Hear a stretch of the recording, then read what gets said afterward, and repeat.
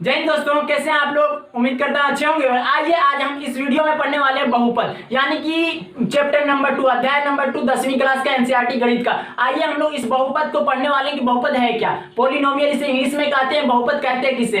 बहुपद के बदले px क्यों लिखा जाता है। चर किसे कहते हैं, अचर किसे कहते हैं, इसके पावर कैसे होंगे, ये आरोही क्रम में होंगे या फिर अवरोही क्रम में होंगे, ये कहते किसे हैं कि ये जो शून्यक बहुपद है उसे क्या कहते हैं, इसे शून्यक कैसे हम लोग निकालते हैं, इसका जो ग्राफ में शून्यक कैसे निकालते हैं, आज हम लोग इसी वीडियो में पढ़ने वाले हैं। आइए दोस्तों पॉलिनोमियल के बारे में आज पूरा अच्छा से पढ़ने वाले हैं। आइए दोस्तों अब हम लोग पढ़ते हैं बहुपद यानी कि पॉलिनोमियल। बहुपद क्या होता है, तो बहुपद ये क्या, ये दो शब्द से मिलकर बना है। एक है बहु और एक है पद। अब बहु का मतलब कौन सा क्या होता है, तो बहु सास वाला बहु नहीं। कौन सा बहु, एक वचन, दो वचन पढ़े हम लोग। एक रहता है तो एक वचन कहते हैं, लेकिन पुस्तकें यानी कि अधिक रहता है तो उसे क्या कहते हैं, बहुवचन। तो वही वाला बहु यहां पर हम लोग पढ़ रहे हैं कि ये बहु मतलब क्या होता है, बहुत। क्या होता है, बहुत।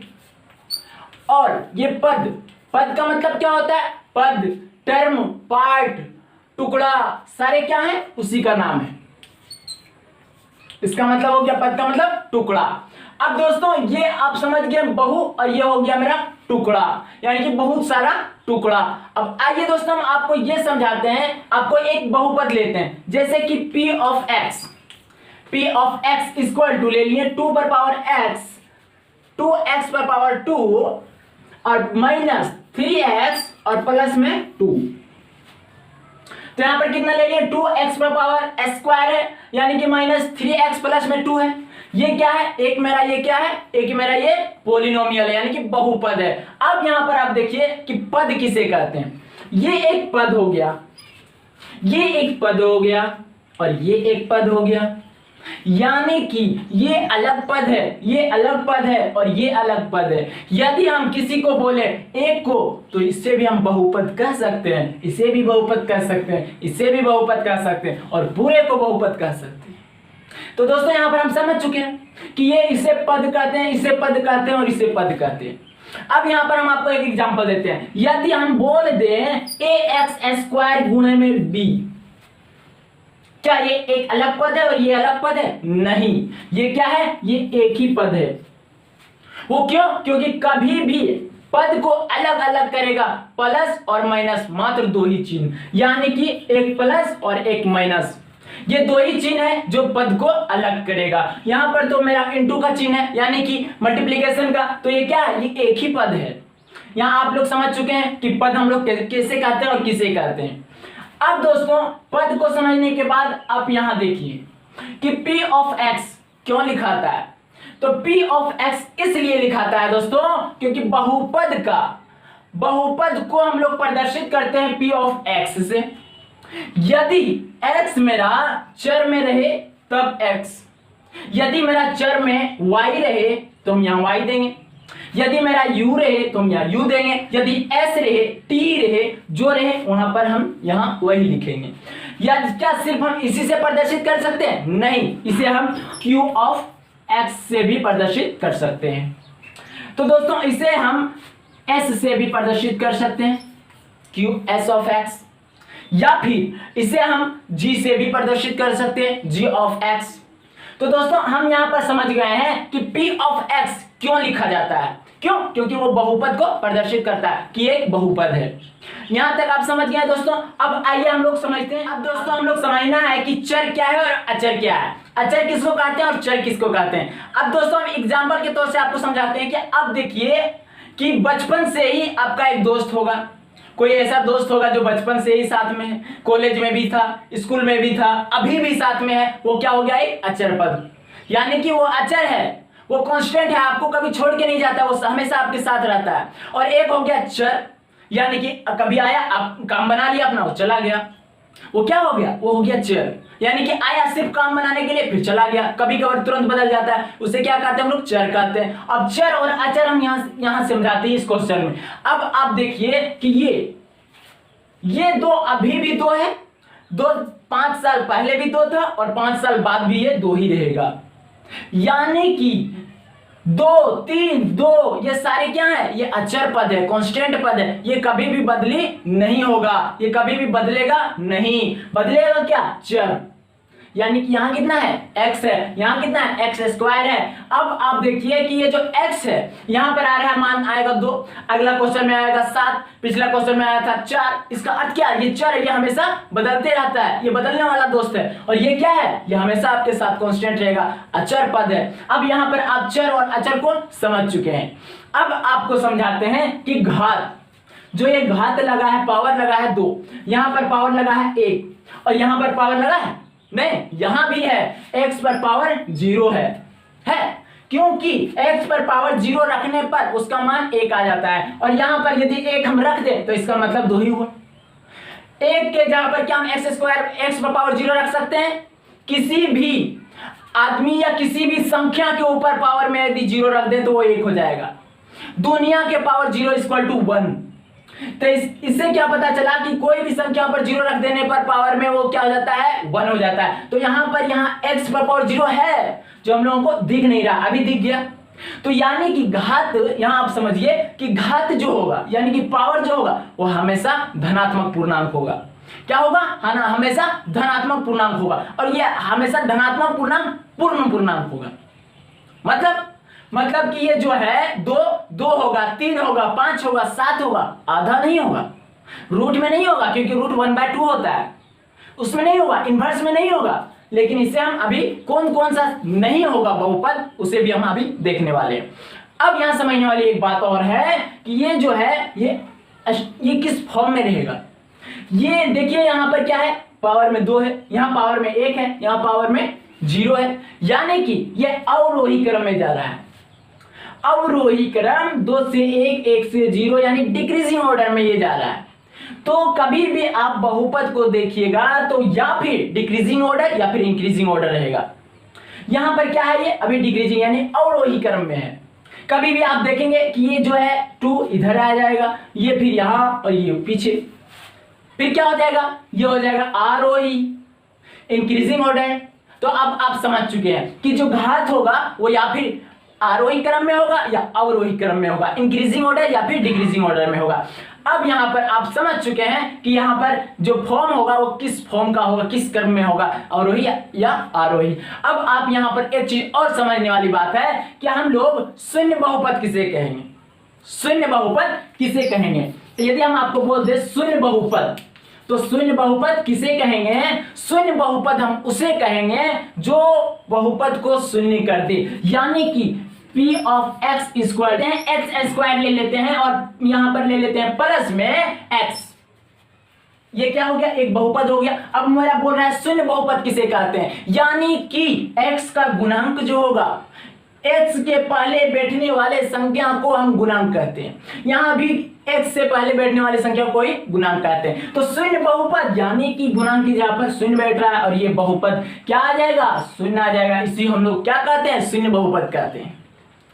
अब दोस्तों इतना तो हम लोग समझ चुके। अब दोस्तों यहां पर एक चीज और समझने वाली बात है। वो समझने वाली बात क्या है? अब यहां देखिए कि यदि कोई कौन सा बहुपद नहीं होगा, कौन सा बहुपद नहीं होगा, यानी कि यदि हम लिख दे P of x equal to, यदि हम यहां पर लिख दे x पर पावर स्क्वायर और यहां पर लिख दे यहां पर प्लस में x पर पावर 1/2 और यहां पर लिख दे -3, ये क्या होगा? ये बहुपद नहीं होगा, ये बहुपद गलत बहुपद है।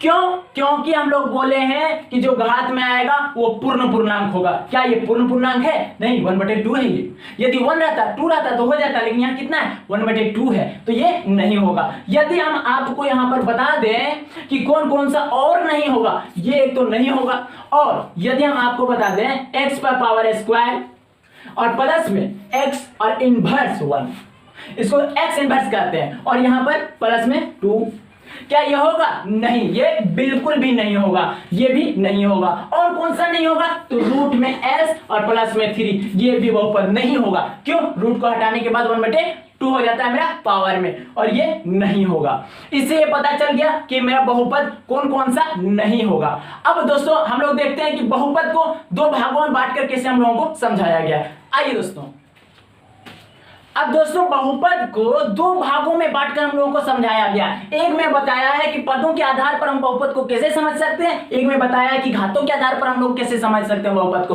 तो आइए आज हम लोग समझते हैं क्या बहुपद को, किसके पदों के आधार पर। यदि पद बोल दे तो यहां पर आप देख लीजिए, कहते एक पदी बहुपद, तब हम इसे कैसे लिखेंगे, यानी कि उस बहुपद में मात्र और मात्र एक ही पद होना चाहिए, यानी कि P of x is equal to x ले लेते हैं, ये एक पद है। एक तो और यहीं पर ले लेते हैं हम, मान लीजिए एक्स स्क्वायर है, तो ये क्या हो गया, ये एक पद है, यानी कि जिसमें मात्र एक ही पद होनी चाहिए। अब देखते हैं हम लोग द्विपदी बहुपद, यानी कि हम लोग बोल दें आपको कि द्विपदी बहुपद,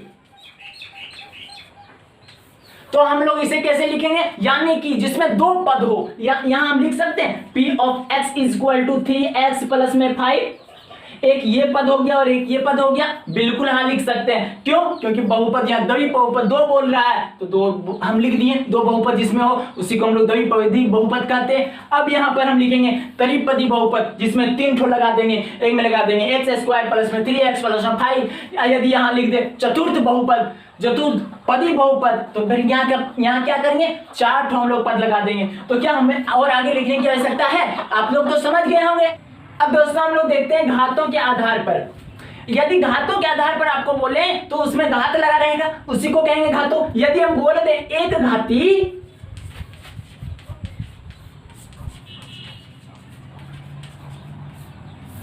घाती बहुपद, यानी कि उसमें मात्र एक घात होना चाहिए। यदि हम लिख दे P of x is equal to 3x plus में 4, यहां पर मात्र एक ही घात है, हमको घात देखना है x पर, यानी कि x यानी जो चर है, चर यहाँ पर कितना है s है, तो x पर पावर कितना है, 1 है, तो यही क्या हो गया, एक घाती बहुपद। यदि हम आपको बोल दें कि द्विघाती बहुपद में,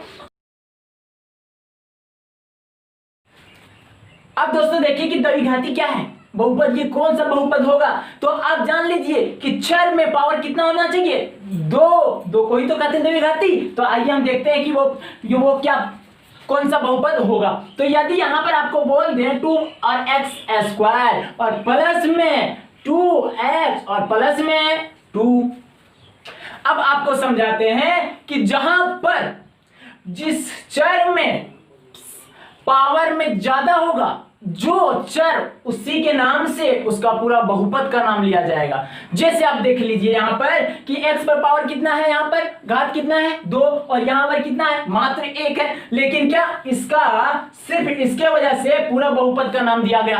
कैसे, यहां बोलते हैं द्विघाती बहुपद, यानी कि इसके आधार पर, क्यों, यहां पर चर के पावर कितने हैं 2, इसीलिए यहां हम इसे नहीं देखेंगे, क्योंकि चर पर जहां पर जितनी जो भी, यदि ये यहां पर आता, ये इधर आता, फिर भी हम क्या कहते हैं, वो द्विघाती ही होता। अब यहां पर हम लिखेंगे त्रिघाती बहुपद, यानी कि जिसमें 3 घात वाला हो, या फिर भी लिख सकते हैं हम चतुर्घाती बहुपद, यानी कि जिसमें घात 4 वाला हो। तो यहां पर हम उम्मीद करते हैं आप समझ गए होंगे कि घातों के आधार पर हम बहुपद को कैसे समझ सकते हैं और क्या पदों के आधार पर हम बहुपद को कैसे समझ सकते हैं। अब आइए हम लोग देखते हैं शून्यक ऑफ इसका निकालते हैं, बहुपद का शून्यक निकालते हैं। तो आइए दोस्तों हम लोग बोलिए, अब हम लोग क्या पढ़ेंगे, बहुपदों के शून्यक, यानी कि बहुपदों के शून्यक ज्ञात करना है। शून्यक मतलब क्या होता है, अब आपको समझाते हैं कि ऐसा मान जो x पर रखने पर उस बहुपद को शून्य कर दे, उसी को हम लोग क्या कहते हैं, बहुपदों के शून्यक। शून्यक किसे कहते हैं आप समझ गए, कि जो मान बहुपद के x में रखने पर बहुपद को 0 बना दे, उसी को हम क्या कहते हैं, शून्यक कहते हैं। जैसे आप देखिए यहां पर शून्यक हम निकालेंगे कैसे, ये तो समझ गए कि यदि ऐसा मान हम यहां पर रखें कि उस जो शून्य बना दे, उसी को हम लोग शून्यक कहते हैं। लेकिन यदि आपको बता दें यहां -1/3 रख दें, -1/3, तो यहां पर -1/3 रखेंगे, 3 से 3 कटेगा और -1 बचेगा और +1 यानी कि 0 बना दिया, तो क्या हो गया, -1/3 इस बहुपद का शून्यक हो गया। अब समझ चुके हैं। लेकिन यदि हम वो सोच पाएंगे कैसे कि वो शून्यक है कौन सा, तो उस शून्यक को हम लोग ज्ञात करेंगे। उस शून्यक को ज्ञात करने का एक रूल है, चलिए हम देखते हैं। यदि हम पहला क्या है, ये मेरा बहुपद P of x equal to 3x plus में 1 है। ठीक है, अब हम यहां पर शून्य ज्ञात करने के लिए हम इसे 0 मान लेंगे। क्यों? क्योंकि शून्य में लास्ट में क्या आता है 0 वो पुट करने पर, इसीलिए हम इसे क्या मानेंगे, शून्य को हम 0 मानेंगे। तो यहां पर मान लेंगे कि यहां पर जो है p ऑफ x के स्थान पर 0 रखने पर,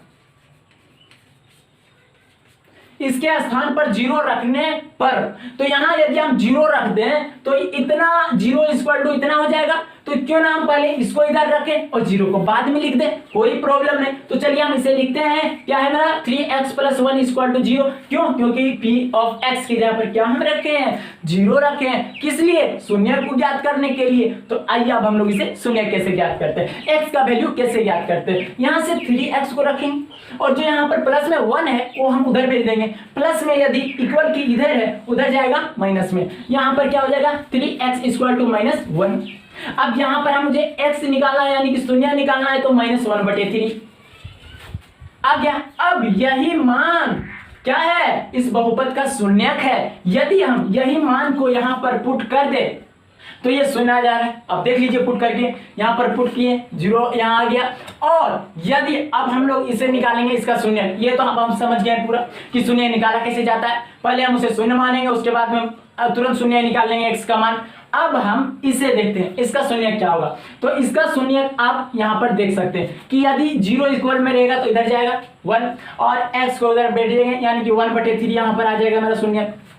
अब समझ पा रहे होंगे, यदि यहां पर कितना आया था -1/3 आया था और यहां पर क्या आएगा मेरा, तो 2 में इधर प्लस में उधर जाएगा, इधर माइनस में उधर जाएगा प्लस में, यानी कि 2 और बटे में ये कितना है, ये 3 है, बटे में जाएगा तो ये बटा में चला गया। ये तीनों क्या हो गया, शून्य हो गया। इस बहुपद का शून्य ये हो गया। इसका अर्थ है कि ये मान को यहां पर अगर पुट कर दे हम शून्य के x के स्थान पर, तो ये क्या हो रहा है, पूरा बहुपद को ही शून्य कर दे रहा है। अब आइए हम यही शून्य को ज्ञात कैसे कर सकते हैं, ज्यामितीय अर्थ से। ज्यामितीय से हम इसे अर्थ, ये शून्य हम कैसे ज्ञात कर सकते हैं वो अब आइए हम वैसे देखते हैं। ज्यामितीय से हम लोग इसे बनाते हैं, शून्य ज्ञात करते हैं। अब आइए दोस्तों हम लोग समझते हैं कि बहुपदों के शून्यकों का ज्यामितीय अर्थ क्या होता है। आइए दोस्तों, यदि हम इसे समझते हैं तो यहाँ पर एक हम बहुपद लिए हैं। बहुपद मेरा क्या है, 2x - 4 है। आइए ये जो बहुपद है उसी को हम लोग ज्ञात करते हैं और उसका शून्य निकालते हैं। किसके द्वारा, ज्यामितीय अर्थ के द्वारा। तो आइए यहाँ पर जो px है, p ऑफ x है, इसे हम y मान लेते हैं। क्या मान लेते हैं, y मान लेते हैं। तो ये y मान लिए तो यहां पर क्या आ गया, 2x - 4 आ गया। अब आप याद कीजिए 9th में हम लोग एक टेबल बनाया करते थे। वो टेबल कौन सा था, वो टेबल ये था, वो टेबल ये था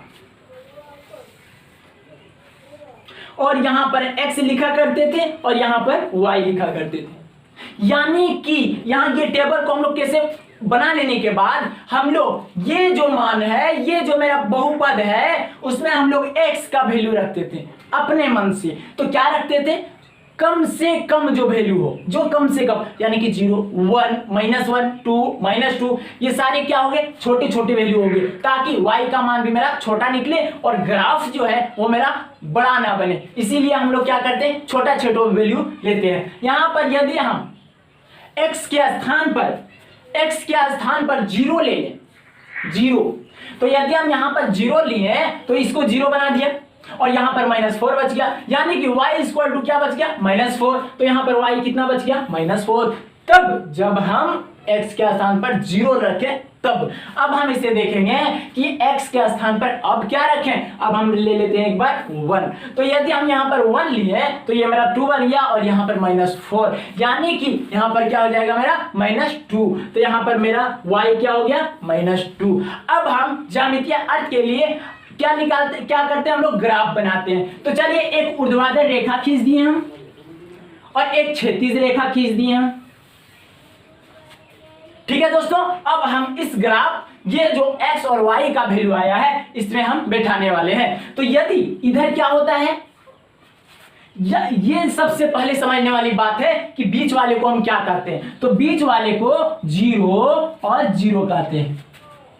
यानी कि x भी क्या है 0 है और y भी क्या है 0 है। एक चीज और आपको समझा दें कि देखिए कभी भी ब्रैकेट में लिखा रहे, कभी भी, तो यहां पर जो निर्देशांक वगैरह जो हम लोग पढ़ेंगे उस सब में इसी का चर्चा है। तो यहां जो लिखा रहेगा दो बिंदु, वो हमेशा आगे वाला x होगा और पीछे वाला y होगा, हमेशा, ये कभी भी चेंज नहीं हो सकता। ठीक है, तो आप यहां समझ चुके हैं कि आगे वाला x होता है और पीछे वाला y होता है। यदि माइनस में लगा रहे तो ये हो गया मेरा इधर, यानी कि 0 0 से राइट साइड में, यानी कि ये क्या हो गया x पॉजिटिव यानी x प्लस, और इधर क्या हो जाएगा मेरा x नेगेटिव यानी कि x माइनस, यानी कि इधर जो मान होगा वो x का ही होगा लेकिन क्या होगा माइनस में होगा, वो x का मान इधर होगा लेकिन क्या होगा पॉजिटिव प्लस में होगा। और यहां पर ये क्या है मेरा x y है और यहां पर y पॉजिटिव और नीचे y नेगेटिव। उम्मीद करता हूं आपको ये समझ रहे होंगे। और आगे बढ़िए, हम क्या करते हैं, इसे 1-1 सेंटीमीटर में बांट देते हैं। आपके पास स्केल होगा, बराबर आप बांटिएगा। देख लीजिए मेरा छोटा मोटा थोड़ा बड़ा हो जाए तो दिक्कत लेने की आवश्यकता, सोचने की आवश्यकता नहीं है। 1 2 3 4 और ये ले लिए 5। चलिए हम लोग इधर लेते हैं 1 2 3 और एक 4 ही ले, चलिए कोई बात नहीं, इधर भी हम 4 ले लेते हैं, 1 2 3 और एक 4। नीचे ले लेते हैं 1 2 3 और एक 4। लेकिन दोस्तों अब यहाँ पर ये क्या है, ये -1 है, -2 है और ये -3 है और ये -4 है और ये मेरा 1 है, ये 2 है, ये 3 है, ये 4 है और ये 5 है, ये 1 है, ये 2 है, 3 है, 4 है, ये -1 है, ये -2 है और ये -3 है और ये -4 है। ये क्या हो गया x वाला, ये क्या हो गया y का मान जो नेगेटिव वाला है, और ये क्या होगा x का पॉजिटिव मान 1 2 3 4 5 और ये y का पॉजिटिव मान। तो यहाँ पर हम लोग देखेंगे, अब आएंगे टेबल में। टेबल क्या बोल रहा है, x का जो है वो 0 है, x 0 है, यानी कि x जो है मेरा वो 0 पर यहाँ आके हम बैठ जाएंगे। ठीक है, अब बोल रहा है y -4, y 1 2 3 और एक 4, यानी कि यहाँ पर एक बिंदु मेरा आ रहा है। ठीक है दोस्तों, एक बिंदु यहाँ क्या आया मेरा, यहाँ पर आया। अब हम चलेंगे दूसरा पर, तो कहता है x का मान अब 1 लीजिए, चलिए हम 1 ले लेते हैं। अब कह रहा है y का मान -2 लीजिए, चलिए हम आ जाते हैं और यहाँ पर -2 है मेरा और यहीं पर आप दे देते हैं घोला घेरा। अब दोस्तों क्या कहता है कि ये दोनों को मिला दीजिए। अब चलिए हम ये दोनों को क्या करते हैं दोस्तों, ये दोनों को हम मिला देते हैं। ये रेखा एकदम पूरी सीधी होनी चाहिए, यदि मेरा थोड़ा टेढ़ा हो गया तो आप नहीं देंगे टेढ़ा। ठीक है दोस्तों, तो ये क्या हो गया, ये मेरा सीधा लाइन हो गया। और याद रहे यदि मेरा घात 1 वाला हो उसका शून्यक एक ही ठो निकलेगा, और शून्यक हम किसे कहते हैं, यदि x अक्ष को जितना बार काटे उतना शून्यक। कितना बार काटा है x अक्ष को, एक बार। ये मेरा x अक्ष है, इसको एक बार काटा है, इसका अर्थ है कि ये क्या है, एक बार है। इसका शून्यक कितना होगा, 1 होगा। और वो शून्यक होगा कितना, तो आइए हम लोग यहाँ पर देखते हैं कि कितना, 2 के जगह पर काटा है। x यहाँ क्या है 2 है और y यहाँ पर क्या है, तो y यहाँ पर 0 है। y आप देख सकते हैं ऊपर नहीं गया, इसी पर है, नीचे जाता तो नेगेटिव, ऊपर आता था पॉजिटिव, लेकिन है यही, यानी कि वो हो जाएगा मेरा 0 और x कितना हो जाएगा 2। तो यहाँ पर हम लिख सकते हैं 2,0। तो x का मान यहाँ कितना आ गया मेरा 2। तो यहाँ पर हम लिख सकते हैं कि x इक्वल टू मेरा 2 आ गया और यही मेरा क्या है, शून्यक है। चलिए अब हम इसका वैल्यू पुट करके देखते हैं और देखते हैं कि यदि इस वैल्यू का x का मान यहाँ पुट करने के बाद क्या 0 मेरा आएगा। चलिए देखते हैं, 2 को यदि यहाँ बैठा दे, 2 दूना 4, ये प्लस में 4 माइनस में 4 0 आएगा। तो यहाँ पर हम समझ गए ज्यामितीय का अर्थ हम लोग समझ गए।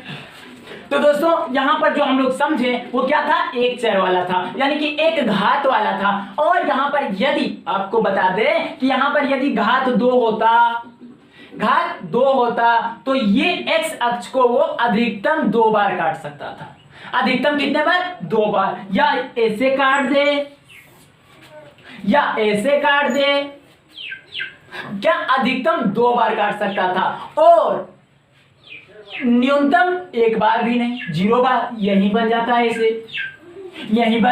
ऐसे, अब समझ पा रहे हैं। यदि वो एक बार भी काट सकता है, वो ऐसे बन सकता था। तो क्या आप ये समझ गए। और यदि हम आपको बता दें कि यहाँ पर यदि घात में 3 होता तो 3 होता तो इसका शून्यक 3 होता। कैसे? ये हो सकता है ऐसे बन जाए। यदि आपको बता दे कि यहां पर घात मेरा 4 होता तो शून्यक मेरा 4 आता। हो सकता है वो ऐसे जाकर के फिर ऐसे उठ गया हो, यानी कि वो एक्स अक्ष को 4 बार काट रहा है। कितना बार काट रहा है? 4 बार। इससे क्या पता चला कि जितना घात होगा उतना मेरा शून्यक निकलेगा। इससे पहले का जो हम बताए थे पी एक्स को 0 मान करके, वहां भी यदि मेरा 2 घात रहेगा तो वहां भी शून्यक मेरा 2 निकलेगा। तो आप समझ गए होंगे कि यहां पर हम लोग इसे कैसे बनाते हैं और ये शून्यक कैसे निकलता है, और ज्यामिति के अर्थ से हम लोग फाइंड करते हैं शून्यक को।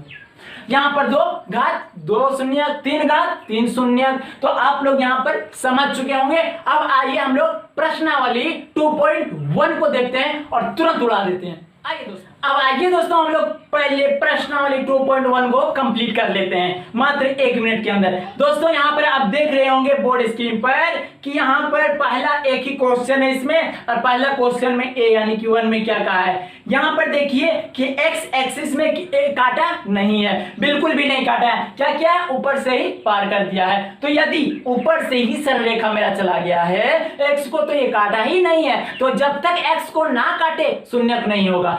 जितनी बार काटेगा शून्यक उतना होगा। तो यहाँ पर हम लोग क्या समझ गए कि यहाँ पर शून्यक नहीं होगा। वो क्यों नहीं होगा? क्योंकि इसने एक्स अक्ष को नहीं काटा है। तो हम लोग लिखेंगे कि यहाँ पर शून्यक नहीं होगा, क्योंकि सरल रेखा मेरा जो है वो एक्स अक्ष को किसी भी बिंदु पर प्रतिच्छेद नहीं कर रही है। और आइए हम लोग 2 नंबर में जो गया है वो देखते हैं। देखिए 2 नंबर में एक्स एक्सिस और वाई एक्सिस है, वो यहाँ नीचे से गया है, ठीक है, और वाई को काटते हुए ऐसे एक्स पॉजिटिव वाला को जो है एक्सिस उसे काटा है, अक्ष को एक्स को काटा है। कितने बार? 1 बार। यदि प्रतिच्छेद 1 बार किया है, इसका अर्थ है कि वो शून्यक 1 होगा। 1 बार वो शून्यक आएगा, 1 शून्यक होगा। यहाँ पर यदि 2 बार काटता तो 2। यहाँ पर ये नहीं पूछा है कि शून्यक है कितना, वो शून्यक है कौन, 2 है 3 है 4, वो नहीं पूछ रहा है। सिर्फ पूछ रहा है कि ये जो शून्यक आया है वो कितना के ठो शून्यक होगा, कितना शून्यक होगा। तो यहाँ पर 1 बार काटा है तो 1 शून्यक। अब हम लोग तीसरा में देखते हैं कि यहाँ से नीचे y से गया है और उधर x को काटा, फिर y को काटा, फिर नीचे आया x को काटा और फिर x को काटा। यानी कि हम लोग देख रहे हैं कि यहाँ पर x को 3 बार काटा है। तो यदि 3 बार काटा है तो इसका शून्यक 3 होगा। ठीक है, अब हम लोग आते हैं 4 में। ये का एक्स एक्सिस को सिर्फ इधर पैराबोला की तरह काटा है, पर वाले हिंदी में कहते हैं उसे ऐसे काटा है। ये क्या हो गया? ये 4 हो गया, यानी कि इसमें शून्यक 2। अब हम लोग देखते हैं 5 वाला में। 5 वाला में क्या किया है? इधर x से गुजरते हुए इधर y को नीचे आके काटा है और फिर 2 बार काटा है x को, यानी कि x को कुल मिला जुलाकर 4 बार काटा है। तो यहाँ पर शून्यक मेरा कितना आ गया? 4 आ गया। तो हम लोग समझ गए हैं 5 में कितना होगा? 4 शून्यक होगा। कौन कौन सा शून्यक होगा वो जानने की आवश्यकता नहीं, शून्यक कितने होंगे? सिर्फ 4 होंगे। अब आइए हम लोग देखते हैं 6 को। 6 क्या किया है? ये पहले 1 बार काटा है, उसके बाद में सिर्फ छुआ है, सिर्फ छू करके उठ गया, उसे काटा नहीं है, सिर्फ 1 बार छुआ है तो वो एक ही गिनती में आएगा। और फिर क्या किया है? उधर जाकर के 1 बार और छुआ है, तो यानी कि इसमें कितने हो जाएंगे? 3 शून्यक हो जाएंगे। तो उम्मीद करता हूं इसमें तो एक ही क्वेश्चन हो गया था, आप लोग बहुत अच्छा से समझ गए और पहले तो इसे बता दिए थे, इसीलिए आप लोग पूरा ईमानदारी से समझे। बहुत अच्छा लगा आप लोग इसे समझे। और आइए दोस्तों, उम्मीद करता हूं दोस्तों ये वीडियो आपको काफी पसंद आया होगा। पसंद आया तो लोगों में शेयर कीजिए, दिखाइए शेयर, आप सब्सक्राइब कीजिए, दोस्तों से सब्सक्राइब करवाइए। बहुत बहुत शुक्रिया। जय हिंद, जय भारत।